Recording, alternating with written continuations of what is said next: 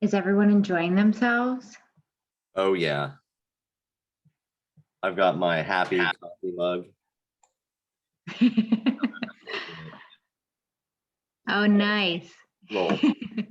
Little face there. You had a great keynote, Jessy.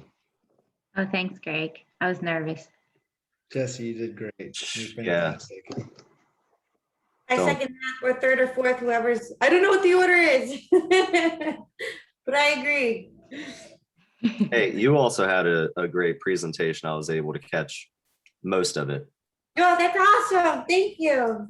Yeah. I'll pass it along to Danny. I'm really looking forward to seeing the recording. Yeah, sorry, Cavan, I missed some of yours, but definitely look forward to looking back because I was interested what I caught there at the end. That's it's okay. kind of a shame that we had a talk, isn't it? Because I really wanted to listen to everybody else. Yeah. Yeah, Greg, I really enjoyed some of yours too. And listen to you talk about black locust flower. It made me, think of how I could have talked about that myself. It's like it's a fantastic edible. Like, Oh, really? Yeah. I can imagine. I mean, it's you can't often like get it because it's so high up. Yeah. But well, if you want to risk your life. Which let me tell you, it is worth it at some times. Yeah. Okay. No. There's some low-lying trees where you can pick it, and it's like really wonderful. And actually, it's so hardy that you can like cook with it. I mean, you don't want to cook it hard, but like lightly at the end of a saute, and it's like got a really great flavor, great texture. It's really delicious. I'm familiar with the red bud blooms and doing that, but I can only imagine. I mean, black locust, my gosh, when those are in bloom, they're so fragrant. Yep. And it just hangs, like permeates. I can only imagine what the blossoms taste like. It's so I remember good. I had so I learned they were edible from my dog. I mean, you should always listen, but they often teach you. He unfortunately he passed away, but he's still with me in spirit. But yeah, so his name was Rue, and Rue, it was a low dwelling one, and so Rue goes up and he just starts picking them off like grapes, and I'm like, So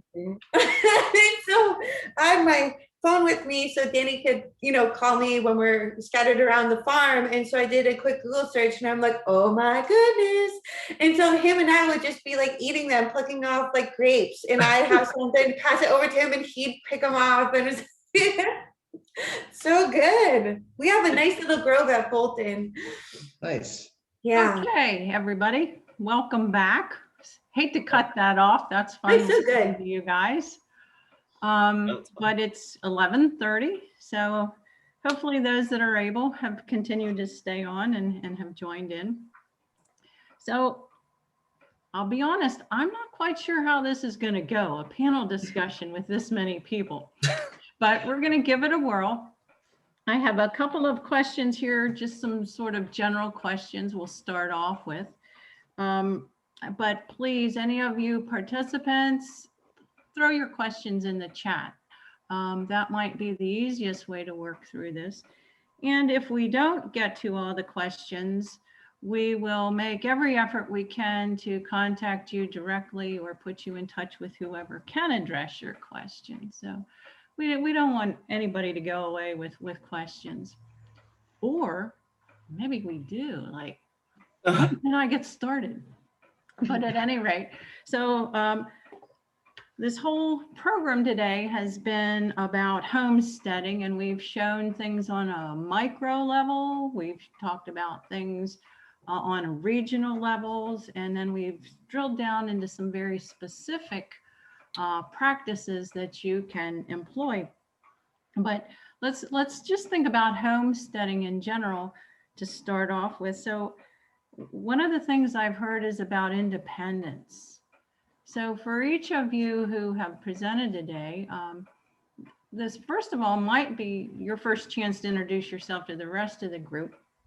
So please do that. But I'd like you to talk just a little bit about how homesteading or your version or your practices of homesteading might offer you that independence.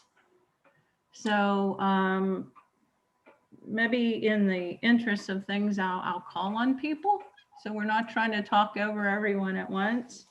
So just in a sentence or two, and I'm going to start with the order of the sheet here with everyone. So Jessica, how does homesteading, please introduce yourself to the rest if you haven't had a chance already, and how does this offer you a sense of independence?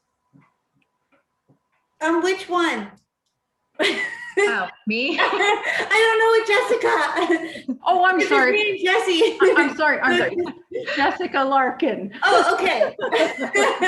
We're so blessed to share the same name. I know, I'm sorry about that.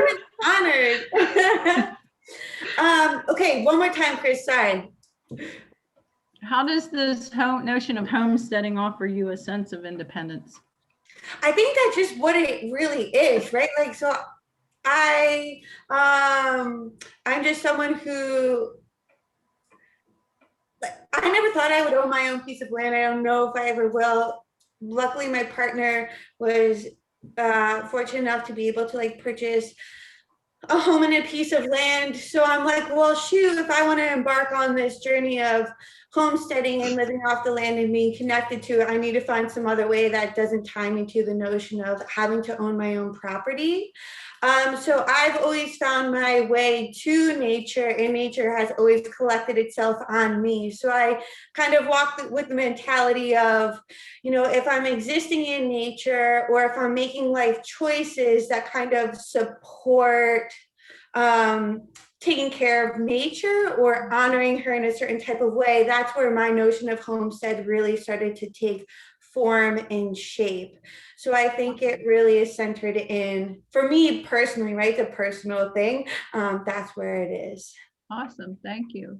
I'm not sure Danny is with us. I think he had to go do some farm duties. So we're going to go to Cavan. Sure. So to kind of echo some of what Jessica just said, I did not own property for the vast majority of my life, but have always had this sense of connection to nature and desire to connect with nature. But the idea of homesteading, you know, I don't think that it's necessary for you to own ground to homestead. But you know, wherever where your heart is your home, right? Or home is where the heart is, right? So, you know, for the vast majority of my life and my relationship with nature, you know, it's been through connecting with it in places that, you know, wherever I was. And that's kind of, I think, where my love of foraging and you know, gravitation towards, you know, gathering and hunting for wild species, edible species, came from, because, you know, I had that desire to have a connection with nature. But, you know, now being a property owner, you know, being able to walk out into my backyard and like know where this perennial plant is that, you know, I know every year it's going to pop up and it's going to produce something, like I mentioned in my talk, having some ostrich fern back there. Like I know in the spring, you know, pretty soon here, there's going to be some fiddleheads coming up. But yeah, I think it's it is such a personal thing, but you know, certainly having that connection and that relationship with it is so rewarding in so many ways. I did want to mention something though, while I have an opportunity. I was talking about Japanese knotweed. That is a bioremediator. So please, you know, if you're listening to my talk, please be careful about where you collect it from. Like it will pull toxins out of the ground. When Jessy was talking about some of the plants that she was discussing, how they pull minerals out of the ground, careful about where you collect Japanese knotweed. But, For sure, second that, Cavan, 100%. Jessy, how about you? How does this offer you? I mean, this notion of independence. I think we were all like drooling over looking at your slides and kind of can see that, but just what does that mean, you know, to you and your family? Well, I think Lorenzo was trying to get in here for some of these questions here. And I don't know what he's doing. He was digging a trench or something. I don't know. I think both of us, our whole lives kind of realized that the way that we resonate with other people and with the earth, we always kind of felt not a disconnect, but maybe just a little bit off tune. And this is the way that I feel most in tune is when I'm doing this. It's not trying to say that I'd rather be away from people or that sort of thing, but I think that's what passion is when you find that you just ring so true to you. And if you've ever experienced what your true passion is, that everything just seems to make sense all of a sudden and you can't help but be happy and curious. That's kind of why, well, I guess that's kind of why Lorenzo and I gravitated towards each other, but also having the same interest in pursuing all of these questions that we had, even if it's not something that we can actually articulate. And then having the kids with us, they just bring in a whole nother, it's just a whole nother level to it because they have such wonder, curiosity, and energy that they bring to our farm and to us. It's like I can be a kid again with them because I almost forgot how to wonder and how to play. So it's just for me that it's not an independence. It's not a physical independence. It's a well-being sort of thing. Thank you for that. Last but not least, Greg, it's good to meet you. Yes, virtually. ma'am. It's good to meet you. Yeah, virtually, perhaps one day in person. Hopefully in person soon, but Yeah. how does this resonate with you, this notion of independence with Yes, ma'am. beekeeping? Yes, ma'am. So for those that weren't on my chat, I'm Greg. I have a bee business with my wife. It's called Honeybee Friendly. And yeah, to be completely honest, I could resonate something from every one of the presenters, what they said. For me, doing what I do is my freedom. And in this country, you know, that word gets thrown around a lot, of course, but it's my freedom. I get to travel. I get to be in a space where I love to be, out in nature. I can't call myself a homesteader yet. We do not own property, but this freedom brings me in touch with landowners who I develop a relationship with. And they, you know, they allow me to keep bees on their lands. My bees don't stay within fences. They find flowers wherever they are. And I mean, it just feels like this is my freedom to be able to develop those relationships and be in places that, I don't know, owning land is also an interesting thing. You know, this is everybody's world.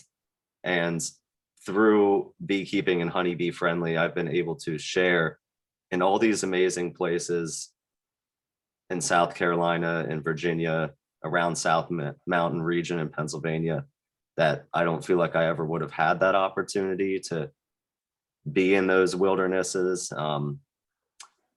Yeah.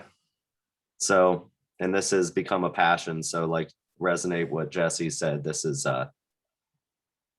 something that just agrees, and I find total fulfillment in doing this as a career for me personally. I would be happy with being able to grow more food and have less bees, but this is also how I feed my family. And so full immersion beekeeping is something, fortunately, that I really enjoy and agrees with me, and it's fulfilling. And also to resonate, this care for living creatures. Truly, I feel like this is more my religion than anything else has ever felt to me. And I mean that in that, those trees that bring the bees life are sacred to me. They're totem trees. Those plants and crops, are spiritual, and a bee should never have to walk on anything but a flower. Beautiful. Thank you. That sums it up. So it sounds to me like part of homesteading is learning to live well in place. Like, what's the old Emerson saying? Bloom where you're planted, right? So that's a big part of this. A couple of you have raised an interesting question, and maybe we can have a bit of a discussion with some other folks too. But our second question, kind of as we were brainstorming this, is, do you have to have a farm to do homesteading? Well, for instance, Jessy, you have a farm, obviously, but Cavan, you're going out in the mountains, and Greg, you're going all over the eastern seaboard, and Jessica, you referred to just kind of starting out on a new home. I live in a plot in a development, right? So maybe for this notion to live well in place, you really don't even have to own a piece of property. Yeah. Anyone else have thoughts or comments they'd like to share about that? I could say something real quick. Like where it comes to homesteading, in a way that involves foraging, and particularly not having, ownership of the ground where you're doing it, whether it be through relationship with the property owner or public land where it's, okay to do it, where people are open to do it. You're connecting with an organism, right? Like a lot of times what I'm foraging, it's a perennial. It comes back annually. So, and it's in that location, and I know that location.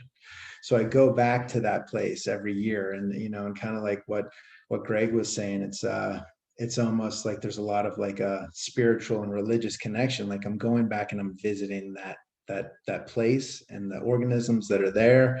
And, it's, in regard to homesteading, like I'm finding sustenance there, not only through, what I consume, but, my communion with my community, by bringing, the bounty of my harvest to my community.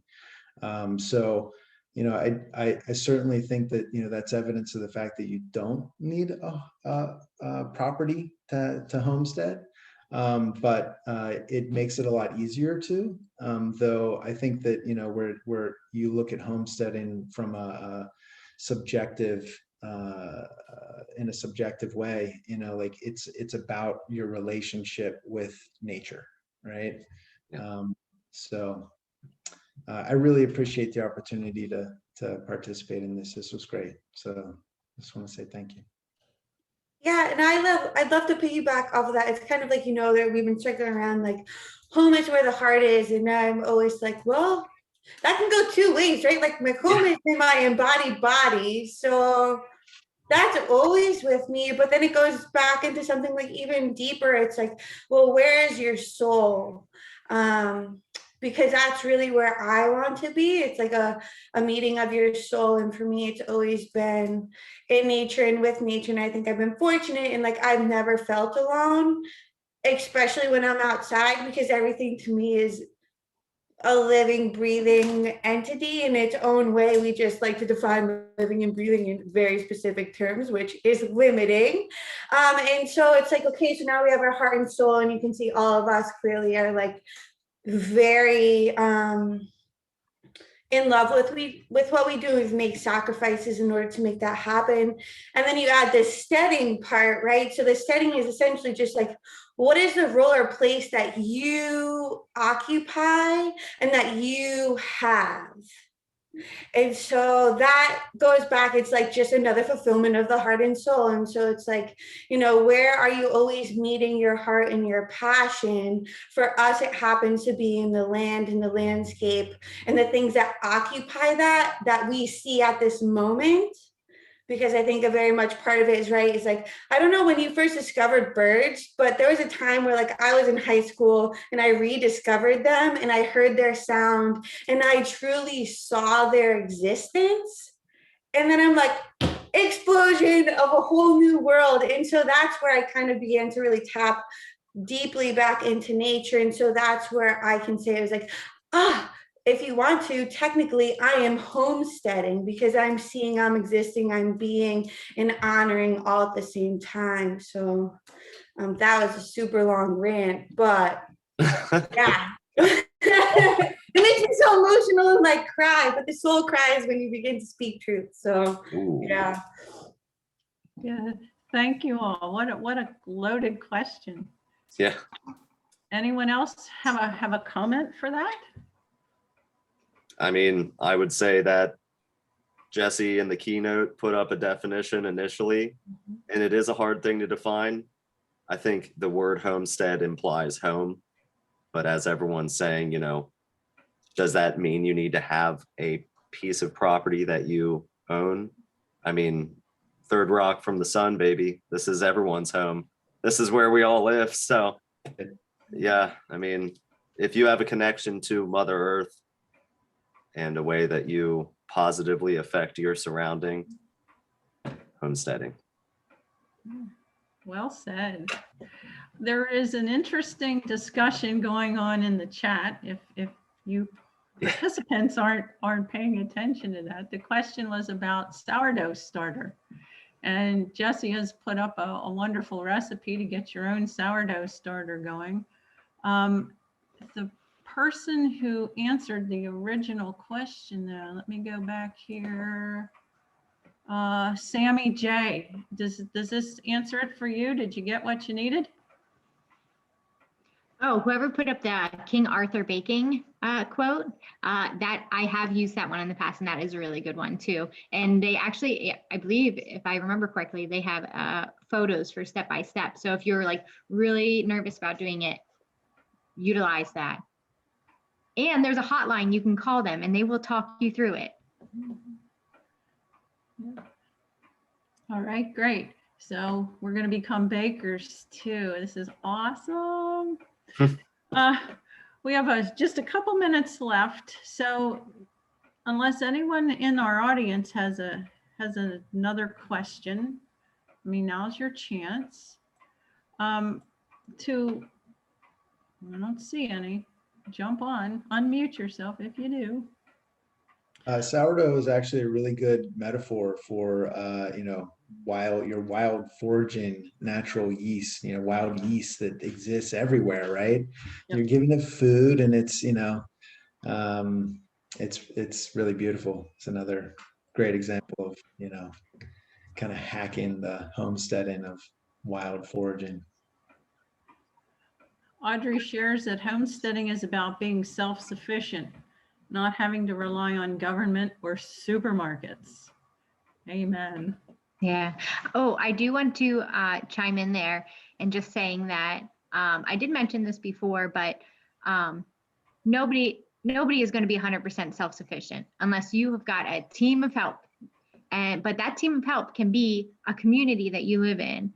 So I really want to emphasize that community building is just as much as part of homesteading as the actual physical skills of homesteading.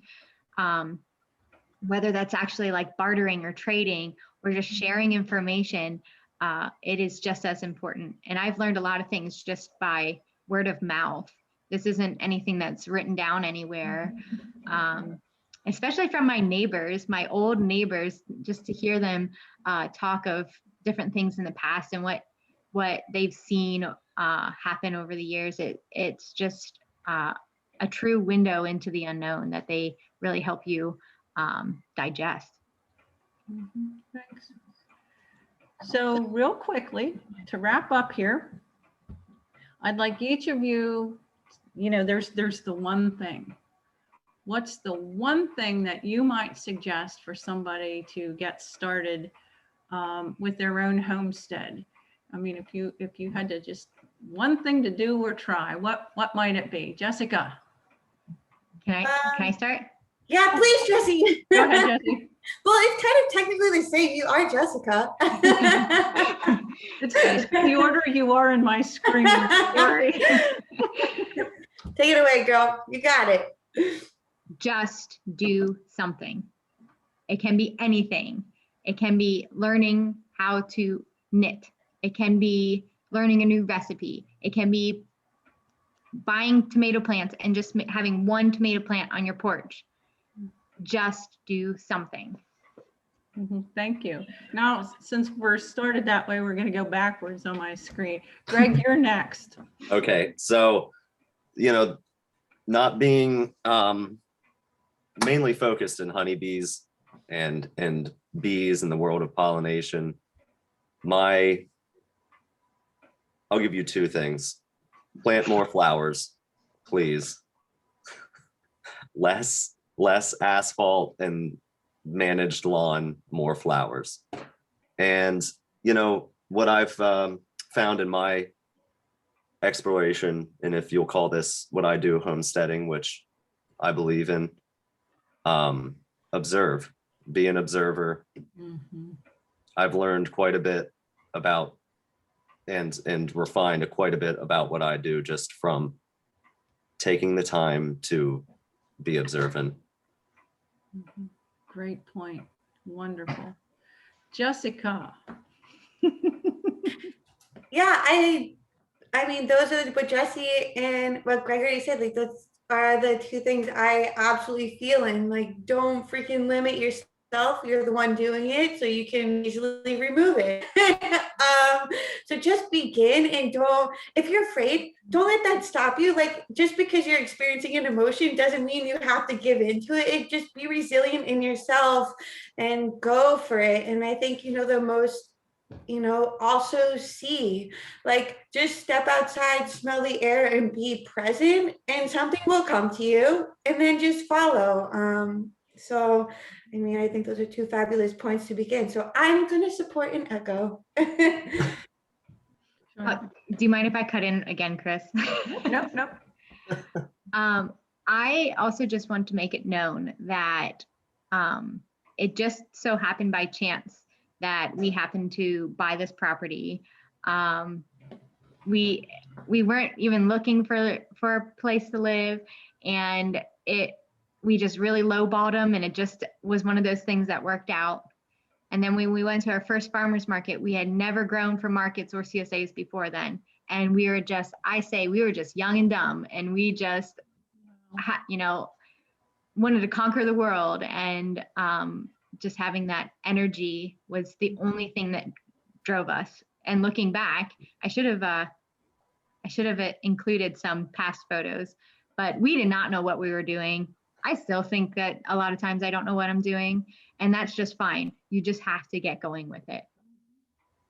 That's a great point. Thank you.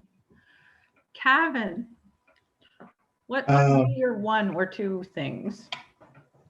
So I think everybody really said the most important things.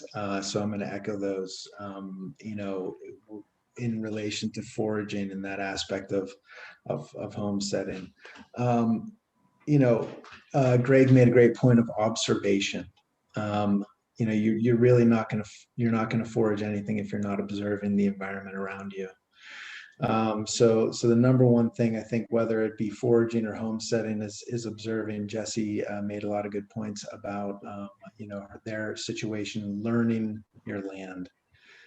getting to know your environment. And once you have observed, you can take action. So whether you have your own property or you rent a space or you live out of your car, if you have a place that you can go to, and you can go back to that place, you can plant a plant, you can put a plant in a pot. And I think that that's, having a connection with that organism that is gonna get you started and get you encouraged. As you see it grow, your interests will grow, and keep paying attention to what your environment is presenting to you. As I hike through the woods, like I'm always, that's what I'm doing. It's that, like Jessy mentioned about her kids, it's that childhood curiosity, keeping my eyes and my ears open and just letting the environment around me speak to me, whether it be through my eyes or my nose or my ears, so anyone can homestead, and it's a really enjoyable experience when you allow for it to happen. Thank you. I might add one thing, and that is recognizing that we can't do everything, but you can do one thing. What's that saying? So you probably should. So, but after that one thing, then you can add another thing, and then you can add another thing as these observations and your knowledge and your awareness grow. So I would say, don't think you have to do it all at once. You all have sort of said that in your own ways. Sometimes I need the 2x4 upside my head to make it stick. But don't be afraid to try that, maybe one new thing. So this has been an awesome morning. We're getting such wonderful comments here from folks. So yeah, check those out in the chat box. Before we close here, I wanted to ask Noelle to jump on here with us for a moment. We have a few more details, and then we'll work on getting this information back out to you. Noelle's going to talk to us maybe a little bit about how that is going to work. Right. Thanks, Chris. And thank you, Chris, and the committee and all the presenters. Everybody did a fabulous job today. As Chris noted, a few housekeeping things. I will be sending out a survey, a post-evaluation survey. We really appreciate your feedback. It helps us plan for future events. So be looking for that in your email. And as alluded to earlier, we are uploading all the sessions onto YouTube. So I'll be sending those links out as well. If not this weekend, then definitely Monday morning. So if any of you are interested also just planting a seed and getting involved with our community garden committee, let us know. We're always looking for volunteers to get involved with Healthy Franklin County and some of the work that we're doing, in the community. So I think those are my last items. Thank you, Noelle. Yep.